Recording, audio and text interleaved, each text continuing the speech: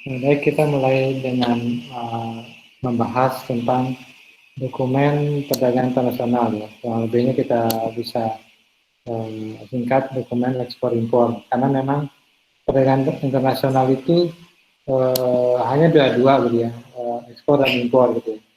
Kelengkapan itu melekat terkait dengan kegiatan-kegiatan masing-masing gitu ya. Nah, sistem mekanisme itu sudah kita bahas, mekanisme pembayaran gitu ya. Nah, dokumen ini memang melekat kepada kegiatan-kegiatan yang ada di dalam perdagangan internasional. Nah, cukup banyak ya dokumen yang akan digunakan di dalam ekspor impor atau international trade. Kurang lebihnya nanti bisa dibaca-baca lagi literatur lain ya. Ini saya memberikan gambaran yang kurang lebih digunakan ya di dalam ekspor impor. Nah, tentunya dokumen ini memang akan lebih baik kalau kita praktekkan gitu ya pengisiannya, tetapi karena memang kita sistemnya online, tidak ketemu di kampus, memang cukup sulit gitu ya. Tetapi kita mencoba untuk memahami terlebih dahulu dokumen-dokumen apa saja yang digunakan di dalam kegiatan ekspor impor. Nah, kita masuk yang pertama ya. Nah, kalau dokumen jadi dokumen yang dibutuhkan ya itu bervariasi tergantung dari jenis transaksi, kemudian ketentuan, peraturan negara pengimpor dan ekspor, hingga kepercayaan antara pihak eksportir dan importir. Nah, di dalam dokumen ini memang sangat tergantung dari kegiatan yang kita lakukan. Di dalam dokumen ini memang akan terkait sekali dengan apa yang kita lakukan dalam kegiatan international trade ini. Kalau dalam prakteknya kita misalnya ya kita menggunakan pembayaran dengan LC, berarti dokumennya LC gitu ya. Nah, di sini sangat terkait dengan jenis transaksi, kemudian ketentuan negara ekspor dan impor, kemudian pihak-pihak yang terkait. Seperti yang kita bahas sebelumnya, menggunakan mekanisme pembayaran apa gitu ya. Nah, ketika dia menggunakan pembayaran misalnya transfer ya, open account atau misalnya dengan instant payment, misalnya dengan transfer ya berarti dokumennya dia bisa langsung transfer via bank gitu ya, bukan dokumen LC atau draft yang kita pelajari. Gitu ya. Nah, di sini kita awali dengan dokumen-dokumen penting gitu ya. Penting apa saja dokumen yang dianggap penting? Yang pertama, karena kita mengawali dengan proses ekspor impor, tentunya ada pengiriman gitu ya. Ada pengiriman barang melalui jasa angkut ya. Jadi misalnya kita menggunakan kapal, ada istilahnya dokumen shipping instruction. Nah, dokumen ini dikeluarkan oleh shipper ya. Kemudian ditujukan kepada siapa? Kepada freight provider dan atau carrier yang berisi permintaan ruangan kapal, booking space. Jadi permintaan ruangan kapal ya. Nah, ini merupakan ikatan komitmen antara shipper dengan freight provider atau carrier ya. Nah, sebagai dasar pembuatan BL, Bill of Lading. Ini contoh dokumennya ya, shipping instruction-nya.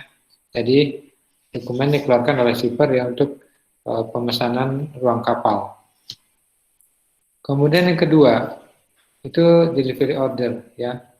Dokumen yang dikeluarkan oleh freight forwarding dan atau shipping line ya sebagai tanda bahwa shippernya telah mendapatkan ruangan di kapal, space-nya. Jadi setelah shipping instruction kemudian di order.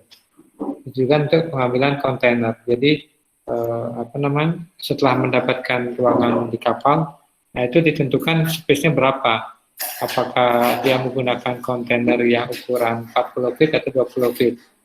Nah, ukuran kontainer ini memang akan mempengaruhi dari biaya pengangkutan ya, biaya freight-nya berapa. Karena semakin besar kontainernya, berarti semakin luas space yang dibutuhkan di dalam kapal. Nah, apalagi dia menggunakan kapal pesawat ya, pesawat udara menggunakan airway bill nanti ya, tentunya akan lebih mahal. Tetapi dia lebih cepat datanya. Kalau menggunakan kapal laut kan dia lebih lama. Gitu ya. Kemudian bill of lading, yaitu tanda terima barang yang telah dimuat dalam kapal laut. Jadi sebagai tanda terima barang ya. Jadi merupakan istilahnya dokumen of titles, yang berarti sebagai bukti atas pemilikan barang yang sebagai bukti pemilikan barang yang ada dari adanya perjanjian pengangkutan barang-barang melalui laut.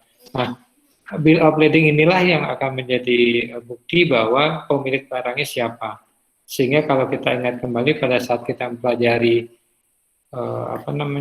mekanisme pembayaran menggunakan LC yang kita bahas ketika barang sudah dimuat dalam kapal, ya, jadi akan mendapatkan bill of lading. Nah, setelah eksportir menerima dokumen ini, itu akan digabung dengan invoice, pakai English itu sebagai pembayaran oleh bank devisanya ke eksportirnya, gitu ya. Kemudian kita lanjut ke airway bill. Nah, bedanya kalau bill of lading itu kan untuk lautnya. Kalau airway bill itu untuk pengangkutan udara. Nah, di dalam bill of lading atau BL itu juga tercantum ya pihak-pihak yang ada di dalam BL itu siapa saja. Itu ada shipper, consignee, carrier, party itu yang ada di dalam BL. Kemudian kita lanjut dengan airway bill ya. Ini saya sampaikan tadi kalau pengangkutan menggunakan pesawat udara. Merupakan tanda penerimaan barang yang dikirim melalui udara ya.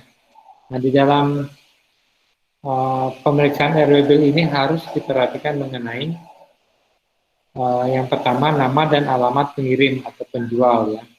Dan penerima atau pembeli serta barang nama barang yang bersangkutan.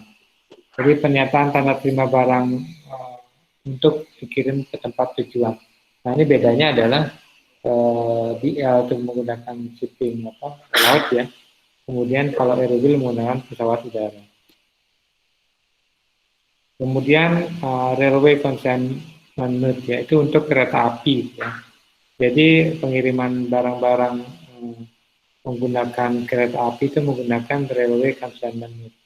Nah, ini di Indonesia mungkin belum ya, karena perbatasan kita dengan Malaysia itu di Kong itu masih darat ya, kemudian ke Filipina laut, kemudian Singapura laut ya, Papua New Guinea itu darat, kemudian Timor Leste.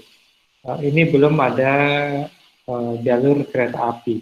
Nah, ketika nanti ada kereta api itu bisa menggunakan railway consignment itu untuk jalur kereta api. Jadi surat angkutan kereta api itu di istilah menggunakan railway consignment. Kemudian manifest. Nah, manifest ini daftar muatan kapal, ya, daftar muatan yang barang-barang yang apa saja yang dimuat di dalam kapal. Nah, manifest ini berisi ada juga freight manifest, misalkan mengenai biaya freightnya berapa gitu ya. Kemudian intinya adalah barang apa saja yang diangkut di dalam satu kapal, baik kapal laut atau udara, itu wajib dicantumkan dalam manifest. Nah, ini termasuk ya kalau misalnya untuk kapal laut yang membawa persenjataan, kemudian obat, yang muatan ABK-nya itu wajib dimuat di dalam manifest tersebut. Jadi kenapa ini penting? Karena ketika ada pemeriksaan oleh petugas bea cukai itu akan dicek ya mana muatan pemilik ABK ya, pemilik anak buah kapal, mana yang menjadi barang impor ya, barang atau barang impor ekspor yang akan dikirim ke negara tujuan. Itu sangat penting. Nah, pemeriksaan itu akan secara menjadi pertimbangan oleh pihak ya petugas bea cukai untuk menentukan ketika barang itu tiba mana yang akan dikenakan biaya masuk mana tidak. Kemudian invoice. Nah, invoice merupakan dokumen komersial utama yang berfungsi sebagai perwujudan transaksi jual beli. Mungkin invoice sudah ada paham semua ya. Sebagai faktur kita jual beli. Akan tetapi di dalam ekspor impor itu ada istilah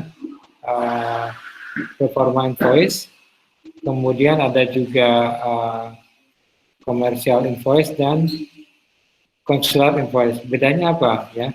Nah, di sini yang pertama performa invoice ya. Itu yang sifatnya belum final, hanya berupa penawaran dari penjual kepada pembeli yang potensial.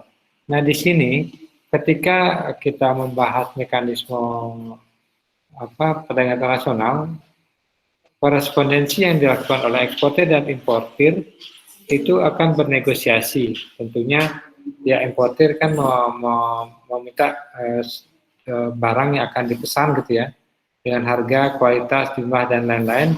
Nah, tentunya si eksportir atau penjual dia memberikan harga yang diinginkan gitu ya. Harga ini masih belum final. Nah, dalam penawaran itulah dia menggunakan proforma invoice. Jadi sifatnya belum final. Ketika sudah sepakat atau deal dengan nilai tertentu, maka dia akan berlanjut ke commercial invoice. Ya, commercial invoice inilah yang menjadi dasar pembayaran selanjutnya. Jadi satu nota perincian mengenai data-data barang yang ditransaksikan dan juga memuat informasi mengenai harga yang harus dibayar oleh pihak pembeli bersifat final. Inilah dasar dalam perhitungan pajak-pajak selanjutnya ya, yang akan dijadikan jaminan dalam pembukaan LC, kemudian dalam pembayaran biaya masuk. Ini menjadi penting karena yang paham atau tahu nilai harga barang sebenarnya adalah pihak penjual dan pembeli. Nah, kemudian konsulat invoice ini untuk diterbitkan instansi resmi kedutaan atau konsulat suatu negara. Ini terkait dengan impor-impor barang yang dilakukan oleh kepentingan untuk kedutaan. Sama, ini sifat timbal balik ya. Sama halnya dengan kedutaan kita di luar negeri, begitu juga sama. Negara lain yang memiliki kedutaan di kita itu apabila melakukan ekspor impor atau impor untuk kebutuhan di kedutaan itu menggunakan consular invoice.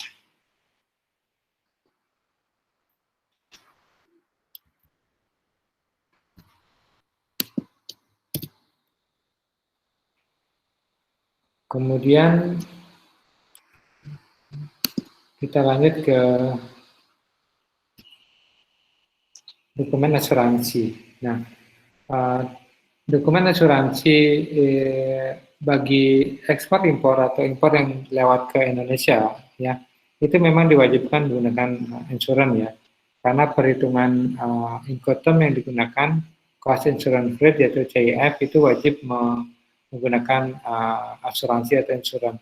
Ini penting karena untuk menjamin bahwa barang yang kita pesan itu ketika terjadi kecelakaan atau kekurangan, kerusakan itu dijamin oleh penjual yang memang sudah bisa include di dalam harga barang, bisa juga tidak, tergantung kesepakatan di sales kontraknya. Nah, pertama polis asuransi atau insurance policy ya. Itu bukti tertulis atas pembayaran premi untuk pertanggungan risiko terhadap barang yang diangkut kapal dan dinyatakan dalam kontrak perdagangan risiko. Ya, jadi apakah barang itu sudah ditanggung risikonya? Nah, itulah tercatat dalam polis asuransi. Kemudian sertifikat asuransi atau insurance certificate, surat pernyataan terhadap pengapalan barang yang telah dilakukan penutupan asuransinya secara terbuka dan dapat dipakai berulang kali. Jadi ketika pengiriman barang itu akan berulang kali, nah dengan menggunakan sertifikat asuransi atau insurance sertifikat ini bisa digunakan ya. Jadi menjamin bahwa semua barang yang dikirim menggunakan misalnya kapal A gitu ya, itu setelah diberikan insurance sertifikat ini bahwa itu sudah dijaminkan ya. Kemudian dokumen lainnya, dokumen penunjang. Ada juga packing list ya, daftar pengepakan. Jadi keterangan mengenai uraian dari barang-barang yang dikemas, dibungkus, diikat, dan sebagainya, yang tujuannya mempermudah pengecekan atau pemeriksaan. Jadi packing list, jadi daftar ini akan menjadi dokumen pelengkap ya, dokap istilahnya kalau kita nanti membahas tata laksana ekspor impor, tata laksana impor ya, itu invoice, kemudian manifest itu kan, packing list, invoice. Nah, packing list dan invoice itu akan menjadi satu paket, menjadi dasar di dalam perhitungan biaya masuk. Pada saat impor barang akan dicek packing listnya, daftar pengepakannya, berapa kemasan gitu ya. Nah, berapa karton, berapa kemasan. Nah, di dalam kemasan itu satu karton itu isinya berapa barang atau berapa pieces barang impor, itu akan disesuaikan. Jadi kemasan nomor sekian gitu ya, pada saat dibongkar di pelabuhan itu akan dicek ya, karena dicek secara random. Jadi barang yang dicek itu dipilih secara random untuk membuktikan bahwa barangnya sesuai dengan yang ada di dokumen impor yang dilaporkan ke Bea Cukai. Kemudian surat keterangan asal, certificate of origin. Nah, di dalam kita membahas mekanisme ekspor impor itu kan sekilas kita bahas bahwa ketika barang sudah disiapkan oleh eksportir, maka diperlukan juga certificate of origin atau SKA untuk kepentingan impor di negara impor. Kenapa? Karena ada kesepakatan antara negara yang melakukan ekspor impor perdagangan ya, bilateral, bahwa ketika dia menggunakan perjanjian kerjasama perdagangan free trade agreement ya, misalnya kita negara ASEAN, ketika barang itu menggunakan fasilitas certificate of origin, ini akan dibebaskan biaya masuknya ya. Jadi asal barangnya memang benar berasal dari Singapura misalnya. Jadi ASEAN, barang tertentu yang diimpor dari negara ASEAN ke negara ASEAN lainnya kan dikenakan 0 biaya masuk ya, dibebaskan. Walaupun sebenarnya ada di tarif biaya masuknya ada 5%, tetapi karena memang ada kesepakatan antar negara ASEAN, maka dibebaskan dari biaya masuknya. Jadi ini istilahnya preferensial tarif. Jadi misalnya surat keterangan asal SK Form E ya, untuk memperoleh pembahasan sebagian seluruh biaya masuk terhadap tarif di negara tertentu.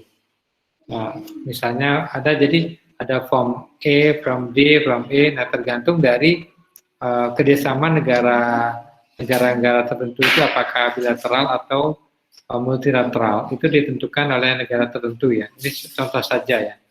Nanti kita akan bahas lebih detail di tata laksana ekspor impor. Jadi yang saya sampaikan tadi misalnya skema ASEAN, jadi dia menggunakan dengan form D.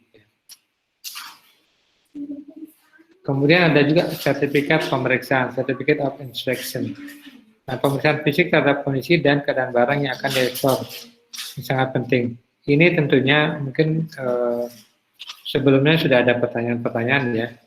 Kenapa ini penting? Jadi untuk membuktikan bahwa barang yang kita pesan itu sesuai dengan yang akan kita terima itu sesuai ya. Jadi sesuai jumlah, harga, dan kualitasnya. Nah, bagaimana kita mengetahui itu barang itu sesuai? Tentunya dengan memberikan certificate of inspection ya, itu dari instansi terkait. Misalnya kalau di Indonesia itu dia menggunakan surveyor ya, itu surveyor Indonesia itu digunakan untuk memberikan sertifikat untuk barang yang akan kita ekspor. Kemudian sertifikat mutu untuk kualitas ya. Nah, ini bagaimana mutu dari suatu barang yang kita pesan itu sama sesuai dengan yang kita pesan gitu ya. Nah, ini tentunya kita butuhkan sertifikat ini. Nah, tapi kembali ya, dengan adanya tambahan sertifikat-sertifikat ini tentunya akan menambah biaya. Jadi plus minus ya, kalau kita tanpa menggunakan sertifikat, kita yakin bahwa barang yang akan kita terima itu sesuai dengan yang kita minta, kita beli, ya akan lebih murah gitu. Tapi kalau kita tidak yakin, tentunya akan dicarikan sertifikat of quality-nya, tetapi dengan beban biaya yang lebih besar. Kemudian sertifikat mutu pembuatan barang ya. Jadi bersifat tambahan dan hanya ditentukan apabila persyaratan kontrak LC dimaukan. Nah, kembali di dalam LC yang dipesan, terus kontrak yang dibuat untuk menjadi dasar pembuatan LC itu akan disebutkan dokumen-dokumen apa saja yang dibutuhkan, yang dipersyaratkan itu wajib ada di sana. Nah, ketika satu saja dokumen yang tidak ada, nah itu akan LC-nya akan dianggap tidak sah gitu ya. Ya, buka saya. Kemudian certificate analysis ya. Kemudian ini lebih penting untuk melihat melihat dari proporsi kandungan satu bahan di dalam satu barang tertentu ya. Biasanya untuk barang-barang kimia, chemical ya. Jadi ini penting juga, artinya ketika kita memesan barang-barang kimia, untuk menjamin bahwa barang kandungan kimia yang ada di dalam bahan atau barang itu sesuai, makanya kita minta certificate of analysis ya. Nah, ini penting. Ini juga akan penting sekali ketika barang itu tiba di Indonesia. Nah, dia juga akan meminta sertifikat ini atau untuk memudahkan di dalam pemeriksaan. Karena ini cukup berisiko ketika barang kimia yang kita periksa atau yang masuk ke Indonesia itu tidak bisa diperiksa dengan tangan terbuka gitu ya, maksudnya dengan harus menggunakan alat tertentu, maka itu menjadi penting kandungan kimia yang ada di dalam barang atau bahan tertentu. Atau misalnya suatu bahan yang memang tidak boleh kena sinar matahari terbuka atau tidak boleh dibuka di dalam ruangan terbuka. Nah, itu ada kandungannya yang wajib diketahui oleh pihak bea cukai atau pemeriksa. Nah, dengan sertifikat ini tentunya dibutuhkan biaya juga yang lebih besar gitu. Tetapi untuk barang kimia memang wajib disertakan. Kemudian sertifikat lainnya ya, misalnya terkait dengan berat suatu barang ya. Untuk mengetahui berat barang yang sesungguhnya. Ini kenapa ini diperlukan? Nah, ketika barang itu ekspor impor, tentunya kan melewati jarak yang cukup jauh gitu ya. Nah, media yang dipakai adalah misalnya pesawat. Nah, kita pahami bahwa berat muatan itu ada aturan mainnya ya. Berapa sih maksimal bagasi baggage yang boleh yang diangkut oleh pesawat? Nah, itu penting.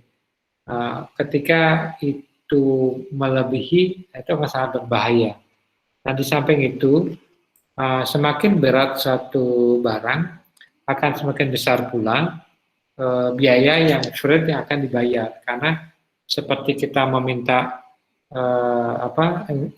shipping instruction itu ya, meminta ruang kapal, nah itu akan ditentukan juga semakin luas semakin mahal, semakin berat semakin mahal gitu ya. Sehingga ini menjadi penting sertifikat ini ya. Walaupun di dalam BL-nya kan ada tuh, jadi RWB atau BL-nya ditentukan beratnya berapa. Tapi untuk lebih yakinnya, nah sertifikat ini jadi penting. Nah, begitu pula ketika barang itu akan dibongkar di pelabuhan, tentunya kita akan melihat berat barang ini mungkin nggak diangkut dengan tangan sendiri gitu ya, atau tidak menggunakan crane gitu ya. Itu menjadi kenapa nilai atau tulisan atau sertifikat berat suatu barang itu wajib dicantumkan di dalam dokumennya. Gitu ya. Kemudian ukuran, nah, ini sama, hampir sama ya ukuran listnya. Jadi ukuran barang itu penting untuk ongkos angkut ya. Jadi ketika ukuran semakin lebar, tinggi, jadi volumenya akan semakin besar. Jadi ruang kapalnya akan dibutuhkan semakin besar, sehingga dia akan diminta untuk membayar lebih banyak. Sama misalnya kalau kita mengirim barang dari misalnya menggunakan pos atau JNE dari Bali ke Jakarta ya, tentunya bisa dengan kiloan, bisa dengan ukuran volume gitu ya. Kalau semakin besar, apalagi dikemas dengan palet gitu ya, kan lebih mahal lagi. Nah, itu dokumen-dokumennya. Nah, ini saya tambahkan 2 dokumen ekspor impor itu PIB dan PIB dan PIB ya. Jadi PIB itu pemberitahuan impor barang. Ini dokumen pada saat kita melakukan pengambilan barang ke bea cukai. Nah, ini yang wajib dipenuhi dulu oleh importir ya. Bisa menggunakan jasa PPJK, bisa juga oleh importir sendiri. Nah, ini contoh dokumen PIB-nya yang wajib diisi oleh importir. Nah, dasar datanya apa? Nah, dasarnya adalah invoice-nya, kemudian packing list-nya, BL atau RW bill-nya. Itu ada data-data atau jumlah barang, harga, kemudian beratnya berapa. Kemudian ongkos kirimnya berapa, insurannya berapa. Itulah yang wajib dimiliki sehingga PIB ini bisa diisi dan bisa diisi secara lengkap, kemudian dibayar ke bank. Kalau ini tidak lengkap, itu tentunya akan ditolak oleh sistem. Nah, ini hampir sama, cuma bedanya adalah ini untuk ekspor ya, yang tadi untuk impor. Nah, itu sementara yang bisa saya sampaikan terkait dengan dokumen